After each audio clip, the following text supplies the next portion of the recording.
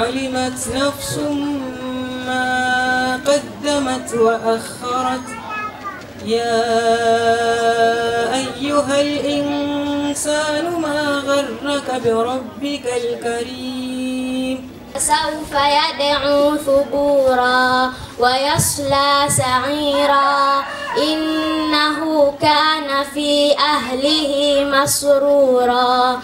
Mashindano makubwa ya kipekee ya kuhifadhi Qur'ani ya kufunga mwezi mtukufu wa Ramadhani yalifanyika katika kata ya Mufti Hemedi bin Juma bin Hemedi al-Bukhari na kuhudhuriwa na waumini wa kata hiyo wakiongozwa na Sheikh wa kata hiyo Sheikh Hamad Kanyuguta, mgeni rasmi akiwa ni Sheikh na kadhi wa mkoa wa Shinyanga Alhaji Ismail Habibu Makusanya.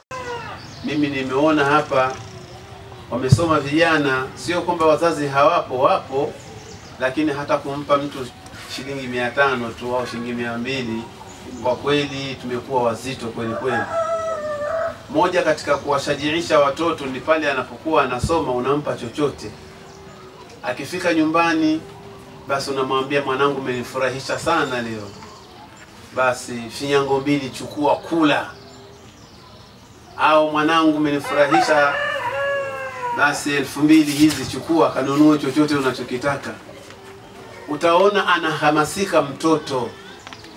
Lakini tumekaa hapa kimya, watoto wanasoma, basi hata shilingi 200 au shilingi 100 kumpa mtoto, ndugu zangu, na hii ni Qur'an, maneno ya Mwenyezi Mungu, tunawavunja nguvu sana watoto wetu. Katika mashindano hayo yaliyokuwa ya juzuu moja, mshindi aliyepatikana ni binti Hilda Adam kutoka Al-Madrasatil Al-Yameli ya Kitangili na kujinyakulia baiskeli mpya na ya kisasa. Ismail Slim, Harakati Bakwata, Shinyanga Online. وبنينا فوقكم سبعا شدادا ما من استغنى فأنت له تصدى